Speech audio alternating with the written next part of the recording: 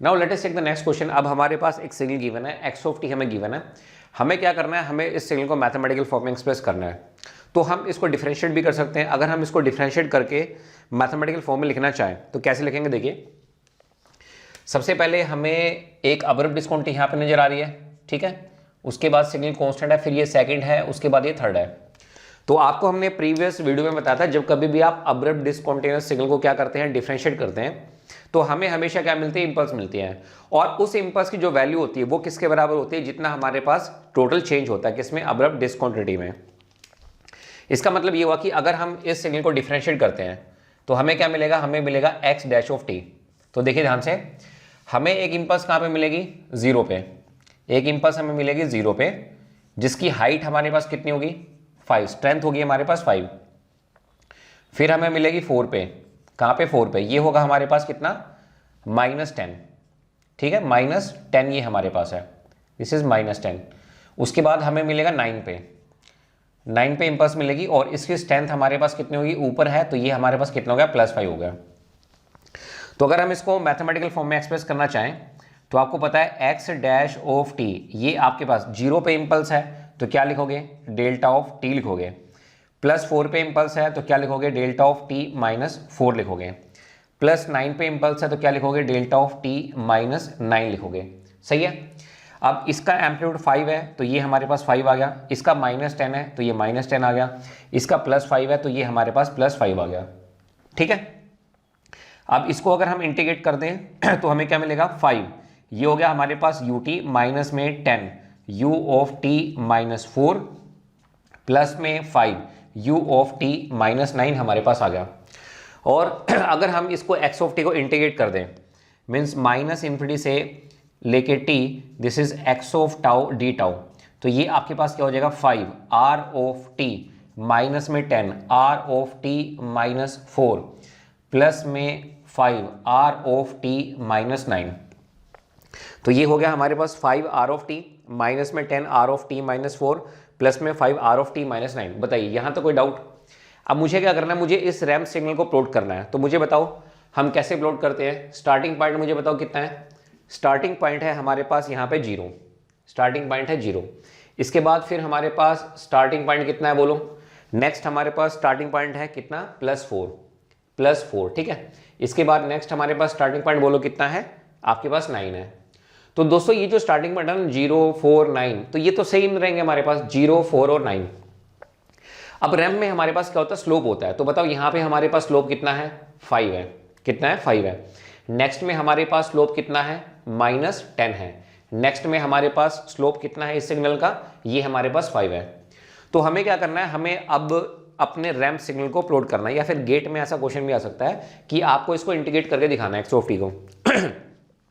तो दोस्तों एक तो ये थोड़ा सा मैं आपको कन्वेंशन मेथड बता रहा हूँ, फिर इसके बाद मैं क्या करूँगा, आपको शॉर्टकट में भी मतलब एरिया के मेथड से भी बताएंगे कि आपको जो रैम्प सिग्नल है वो कैसे मिल सकता है with the help of a unit step. तो देखिए ध्यान से, सबसे पहले हम क्या करेंगे यहाँ पे, सबसे पहले हम यहाँ पे वाई एक्सिस को प्लॉट करेंगे और ये आपके पास क्या रहेगी, x axis, this is small T.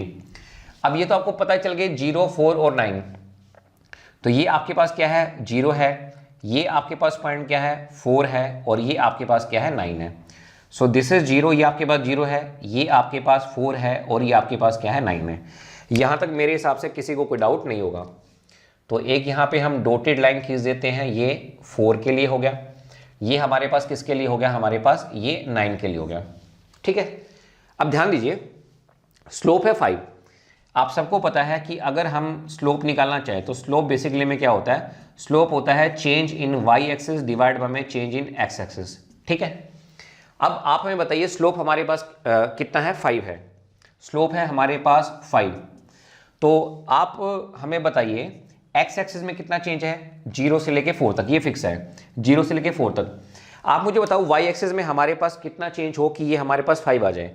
तो ये हमारे पास कितना होगा, 20, क्योंकि 4 पंजे आपके पास कितना होता है, 20, 4 पंजे 20। इसका मतलब ये आपके पास जब आप इसको इस तरह से इंक्रीज करेंगे यहाँ पे ऐसे इस तरह से, ठीक है, तो ये वाई एक्सिस में कितना आएगा आपके पास, वाई एक्सिस में ये आपके पास कितना हो गया, 20, एक्स एक्सिस में 4, ये तो फिक्स है ही, एक्स एक्सिस में आपके पास क्या है, 4 है।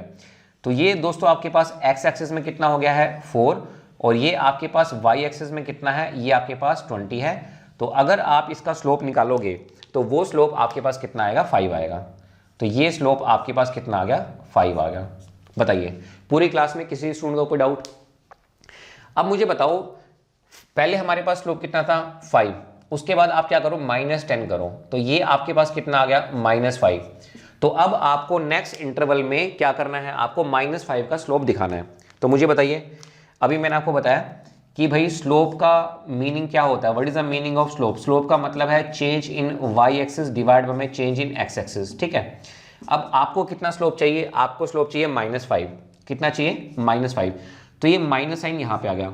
तो बताओ एक्स एक्सिस में कितना चेंज है, 9 में से 4 चले गए, 9 में से 4 चले गए, ये आपके पास कितना आ गया, 5। तो मुझे बताओ यहाँ पे नंबर मैं क्या लिखूं कि इसका रिजल्ट जब मैं उसको 5 से डिवाइड करूं तो -5 आए। तो हम यहाँ पे लिखेंगे दोस्तों 25। कितना लिखेंगे, 25। तो 5 5 25, ये 5 आ गया, माइनस का माइनस एज इट इज। तो माइनस बेसिकली में क्या रिप्रेजेंट करता है, माइनस बेसिकली में रिप्रेजेंट करता है कि आपका जो स्लोप है वो कहाँ पे आएगा, नीचे आएगा।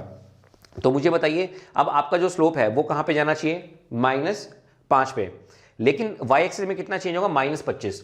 तो दोस्तों 20 तो ये है ही, और 5 मैं यहाँ पे नीचे ले लेता हूँ। तो ये दोस्तों हमारे पास कितना हो गया, ये हो गया हमारे पास -5, ठीक है।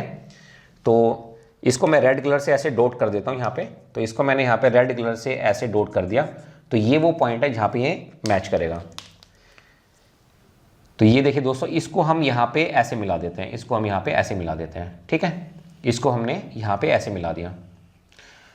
तो आप मुझे बताइए, ये जो हमारे पास लाइन है, देखो ये जो हमारे पास लाइन है, तो ये हमारे पास y एक्सिस है। तो बताओ y एक्सिस में हमारे पास कितना चेंज है, 20 माइनस में -5 कितना हो गया, 25। और ये लाइन नीचे जा रही है, तो इसका मतलब स्लोप हमारे पास क्या होगा, नेगेटिव होगा। तो y एक्सिस में हमारे पास कितना हो गया, -25।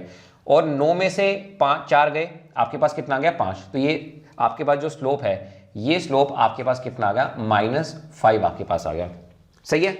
उसके बाद देखो, अब हम क्या करेंगे, +5 का स्लोप ऐड करेंगे। सिग्नल स्टार्ट होगा आपका कहां से, 9 से। तो आप जब इसमें +5 ऐड करेंगे तो ये आपके पास कितना आ जाएगा, 0।